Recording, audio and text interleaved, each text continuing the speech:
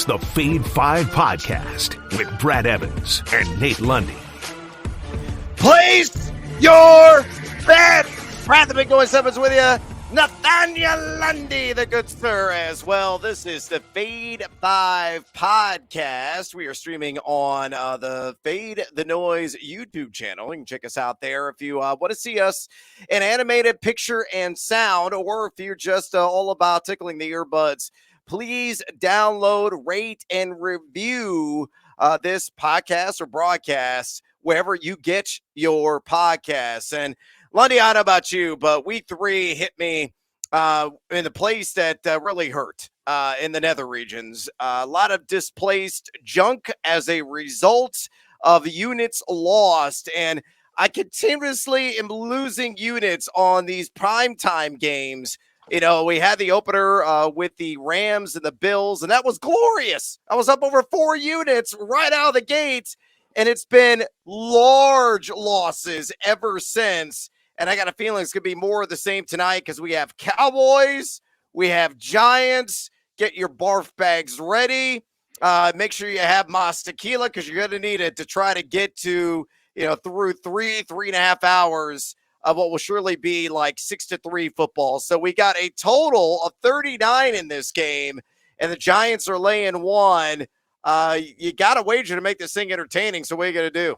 Yeah, the problem is you talk about barf bags. Brad, I was in attendance at that shitstorm last night that was Denver and San Francisco. The best part of it was as we were cruising through the third quarter, the buddy of mine that was sitting next to me at the game actually said, this thing is going to be 11-10, and we're going to still leave pissed off. So I wish I had actually pulled out my phone at that moment and placed a bet on that to be the final score. For tonight, again, more craptastic. I'm actually going to roll with the road team here, Brad. I'm going to say that Dallas actually manages to win this one. I think I just think they can manage to cause some problems on defense, but this is going to be a really just blah game in my opinion. I'm going to go with a final of 17-14 Cowboys. Yeah, and I think that's fair. I may even go a little bit lower than that. I'm going to say like 16-13, but I'm going to go the opposite direction on this. I say the Giants score on the money line. We've seen some reverse action right now at BetMGM. You and I get the emails every single morning. 56% of the handle is on the Giants right now, but right around 56% of the bets are on Dallas -1. So it's really interesting, the direction where this thing is going, but it's a coin flip, in other words. But you have a new coaching regime under Brian Daboll. I understand Dallas has won 9 of the last 10 games straight up, but you look at the Giants as a home favorite. They have won 4 of their last 5. So I don't know. I don't really care. But the Giants, I think, win this thing. And I'm going to say 16-13. Lundy's going like 17-14. Again, you want the barf bags ready because by the time you swallow the worm of that tequila bottle, you're going to be puking, not from the intoxication and your body repelling it, but because of the football that you're consuming on screen. And with that, let's get to it and maybe make some money or lose more units in another edition of the Fade 5. Number 5. All right, let's go ahead and get after it here in the Fade 5 today. And let's start off with a player prop that has seen significant movement. And truth be told, if you follow my spreadsheet at Noisy Huevos on Twitter or Lundy's at Lundy, maybe you had this one as well. I locked this in when it opened yesterday at 201.5 on the over, but it has now gone a little higher. It's at 205.5 pass yards for Cooper Rush at -125 at BetMGM. And that is the lowest mark in the industry right now. Some of the other books have it as high as 210.5. So if you want in on this and you're an early consumer of this podcast, make sure that you go to our friends at BetMGM and jump immediately on this wager. But I think Rush is going to show out, much like he did last week, as a respectable passer. He went for 235 and a touchdown against the Cincinnati Bengals, did not throw a pick in that game, was 19 for 31. And you look at the Giants, they give up 266 to Ryan Tannehill. And then last week they faced Baker Mayfield, and I pretty much throw everything Baker-related out the window right now. At 145, because you look at Baker Atlanta, 29 attempts in that game. I look at some of the underlying statistics for Rush. He's number 21 right now to just completion percentage, but number 11 in deep ball completion percentage with a 7.6 YPA, and that's decent. Plus, he gets Michael Gallup back, who is going to be on a snap count. But that is an upgrade in this arsenal, also featuring CeeDee Lamb and his man crush, Noah Brown. But, of course, it's going to be also without Dalton Schultz. So, fade or follow my over. Are you feeling the rush? 205.5 pass yards, minus 125 at BetMGM. I just want to be honest that if I happen to fall asleep during today's podcast, it is all it is a preview of what's going to happen tonight with me in front of the television. This is such a snoozer. It sucks because it should be fun with an NFC East battle like this and two teams that don't like each other. I mean, this should be a fun Monday nighter. And instead I mean, seriously, I'm going to be flipping channels trying to find Twister again. I'm going to take the over. I like it at that 205.5. You know that, if you can shop around, you can find that number, get it early. But as it continues to climb, I actually think he gets up into the 215, 220 range, Brad. So even if this does climb a little bit between now and kickoff, I do think that he's going to get up there. He is going to be missing Dalton Schultz, as you just said, and that sucks because I would have been all about the Dalton Schultz props for tonight. But without him there, you got to look elsewhere, and we're going to do that as we go through the pod. But I still think Rush is going to do this. Remember, his first start that he had to step in was primetime on the road at Minnesota, if I'm not mistaken. So the whole idea of, he's going to be in prime time, that's not going to matter. He's already proven that he can do it. So I say we take the over with him right here on this pass number. Cooper Rush, for the love of God, maybe some cash. Number 4. All right, let's work in another player prop here in the Fade 5, and I'm going to take the over on Tony Pollard at 17.5 receiving yards. Has come down and opened at 18.5, minus 115. Also pulled this one from BetMGM. As expected, he's seen right around 40% of the opportunity share, 45.3% to be exact, on 45.9% of the snaps played through the first couple of games. He's averaging 13 routes run per contest and a very handsome 2.65 yards per route run, which is number 3 among all running backs. He's averaging 11.5 yards per catch. That's number 2 through the first couple of weeks. So you look at the Giants, Hilliard went for 61 against them on the ground through the air, and then CMC, as a running back, of course, a multidimensional guy. He does a little bit of everything. Had 26 receiving yards last week. So Pollard, I'm banking on the Giants having a lead late, and maybe he gets open in the short field. And given the juice, man, the guy's got serious burst, unlike Zeke, who looks zombified right now. But Pollard running lights out when he has some space, and I think he'll have some of that as a receiver tonight, and will sprint his way over this 17.5 receiving yards, minus 115 at BetMGM. Lundy, fade or follow? Following on this one, and in fact, this is going to make an appearance coming up in a same-game parlay that I've got for us in bonus time that actually ties in a bunch of these. It was pretty funny. I was building an SGP, OGP if you're on BetMGM. I was doing that earlier this morning, hadn't really looked at the notes, and I was like, all right, well, apparently Brad and I are on the same wavelength, which is a bad sign. We're doomed! We're doomed! Fade Pollard! Number 3. All right, let's work in a land down under selection, and I'm going to go with Daniel Jones here on combined pass and rush yards. So you get this number a little bit higher as a result. Yeah, I mean, Jones probably going to rush somewhere around 20 yards. And I also, bonus time, do like the under on 26.5 rush yards for him tonight. I know Burrow had 26 against the Cowboys last week, and that is playing a factor into the odds makers line set. But Jones has consistently and steadily been under that 26.5 rush yards prop, and I think it's going to be more of the same. And so if you get it at 220.5, adding in the pass yards, I mean, he's going to hover maybe around 200. probably a $1.90 to $1.95 realistically is where he is going to wind up in this game. He's number 4 right now to just a completion percentage, but he's only got two deep ball attempts. Those are passes beyond 20 yards of the first couple of games. Just 2. That's it. We'll see if Kenny Golladay even plays more than like a couple snaps in this game. His primary weapon of choice is Sterling Shepard and Saquon Barkley. Where do they operate? In the short to intermediate field. So he doesn't get a whole lot of chunk gains. This is an offense predicated on running the football. They only have a 49.2% pass rate.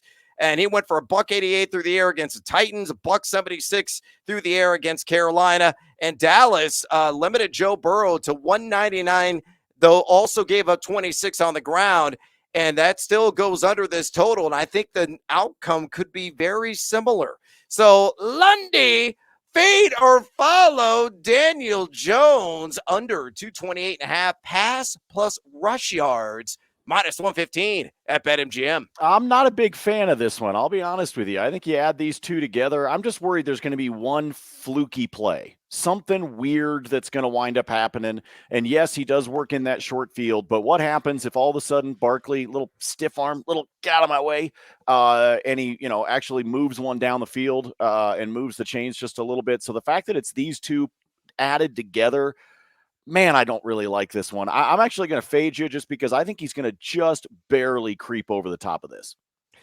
Don't fade me. Follow. Wager on the under with Daniel Jones. Number 2.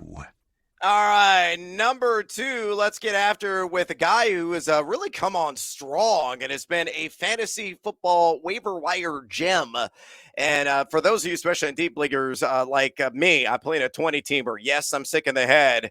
But I like Noah Brown over 3.5 receptions at plus money, plus 106 at tape time still available at FanDuel Sportsbook. In fact, it's plus money everywhere still with Noah Brown. And I'm going to get down with a Dallas Cowboy. Yes, I know Michael Gallup is back, but he's going to be on a snap count in this game. I think he's going to be lucky to play 40% of the snaps in total. That is not going to impact Brown, who's seeing a lot of action in the slot. 33 slot snaps is what he's played this season. Can also line up outside. He's averaging 32.5 routes run per game, playing over 86% of the team snaps. The guy that's number 15 through the first couple of weeks in yards per target, 11.4. And he went 9-5-68 against Tampa, 5-5-91 and a TD against Cincinnati. So he already has that chemistry established with Cooper Rush. And as a result, I think they're going to pick on Danny Holmes primarily out of the slot, who's given up a 110.4 passer rating to his assignment. So a plus money, count me in. Are you going to get down with Brown as well on the over 3.5 receptions at plus 106 at FanDuel? I'm going to fade you again on the look at that back to back. I'm going to fade you again on this one, but it's because I think you're going to get hooked in this one. I think I think you're going to get Captain Hooked in this one, which is why you're actually going to see this as a part of that one game parlay that I was just talking about. I'm just going to bring it down because I don't trust him to get up to the 4. You talked about the catches that he had last week against Cincinnati, the 91, the touchdown that was in there. I think one of the things that's standing out for me is that he had 9 targets in the game against Tampa and only 5. It was 5 for 5 targets, 5 catches in the game against Cincinnati. But I saw that target total come down. I think people are worried about Gallup. I agree with you on the pitch count, all that kind of stuff. But I'm just concerned that hitting 4 in this particular week in a game that, like we said, is going to be an absolute snooze fest, or should be an absolute snooze fest, which probably means the final is going to be like 52-49, but just based on what we're saying. But I actually think you're going to get hooked on this one. So I'm going to fade because I think he's going to finish right at 3. But I do love that 3 number, and I'll show you why in that one game parlay. Oh, Captain Hook, yar, shiver me timbers. Stay away. Number 1. All right, numero uno for me. It's another under wager, and I'm going to go with Zeke Elliott to go under 75.5 rush and receiving yards combined. Best odds and total right now available at PointsBet at minus 115. I would play this number down to like 70.5, to be honest with you. on Zeke, who a king of consistency so far this season. 49 total yards, and you guessed it, 49 total yards in weeks 1 and 2. He's splitting some of that volume with Tony Pollard. He's seen 54.7% of the opportunity share, logging 62.3% of the team snaps, but he has been inefficient so far this season. RB 51 in yards created per touch. He's forced one missed tackle, uno, on 25 or 25 opportunities on the ground, rush attempts. So he's running in quicksand. Looks like he's lost some of that juice that Tony Pollard is crushing him in that category presently. Just a simple observation will tell you the truth on that one. So Ezekiel Elliott tonight, I understand the Giants are giving up 5+ yards per carry the running back position, but I simply do not trust him. Lundy, fade or follow Zeke. Ain't going to be a freak tonight on the under 75.5 rush plus receiving yards. -115 at PointsBet. You are really pushing it for me to find anything exciting to talk about here. This is. You can watch the Yankees and Aaron Judge tonight. Maybe he's going to break the record. God knows they're going to enter. They'll probably do a split screen. If I do find Twister to watch tonight, they're going to split screen that. Okay, I'm going to have like Helen Hunt on one screen, and I'm going to have Aaron Judge's at bat on the other. Philip Seymour Hoffman makes that movie. Oh, yes, he does. He absolutely does. And just the incredible just goofiness of the end of it. But anyway, I digress. I'm going to follow on this one. I will take the under. This is a trust issue thing right now with Zeke. We know that at some point he's going to have one of those games where all of a sudden he looks like Zeke again. I just don't know that it's going to be tonight. I don't know that it's going to happen while Cooper Rush is the quarterback. I don't trust him right now. And when I've got the trust issues, I'm going to follow on this one. I'm going to fade his number, this rush plus receiving combined. But this is another one that, like, I'm digging deep, man. I'm like a 2-year-old picking his nose at the grocery store, trying to find something interesting to bet on in this game, because I just want to keep taking all the unders. You and I both took the under on the total. We're taking the unders on all these props. Unders are boring, Brad. Unders are boring. Which means if you're fading us, and what eventually is going to happen, it's going to be 40-37. Yes. Somebody in this. That's what I'm telling you. That's what I'm telling you. It's the game's gonna finish 52-49, like in overtime. I'm telling you, it's going to be something ridiculously stupid just to be able, so that people will come back when you and I return on this podcast later on this week, or when people decide to troll us on social media. Hey, you guys are going so down. Look at all the points. Guys, again, I want to go back to the beginning of the podcast. I was at that 11-10 game last night. That was awful. It was awful. Yeah, you're permanently damaged as a result. Yes. And that's just been the Broncos the entire season. That's a whole nother story for another day, because right now it's bonus time, Lundy. You like some of the unders in this contest. I do. Is that what you have initially on your card? Please share. No. We'll mix it up a little bit. Look, first of all, I said that I like Dallas in this game, but I also wouldn't be surprised for it to be close. I told you that my prediction for the final score was Dallas to win at 17-14. You've also got it close. You said 16-13 was yours, but you're going the other direction with the Giants. So here's actually what I'm doing. This is a same game parlay, a 1-game parlay. I'm taking Dallas plus 3.5, and I'm taking the total up to 47.5. Ooh, yeah. And if I do that, Brad, plus 105 at DraftKings. So I'm still in plus money. It's not a big payday, I know, but in a game that you and I both think is going to be a little bit of a slogfest, and we think it could be close, I'm going to go ahead and lean to that road team. I'm going to give them the 3.5 on the spread instead of the 1, which you might as well, if you're going to do that, just play the damn money line, people. So I'm buying myself a cushion. That gets me up to a plus 105. Now let me give you the other 1-game parlay. I like this one because the payout, Brad, is a plus 160. We're taking CD Lamb for 4 or more receptions. We are taking Noah Brown for 3 or more receptions. And I'm taking Tony Pollard for 15 or more receiving yards. Those 3 hit, plus 160.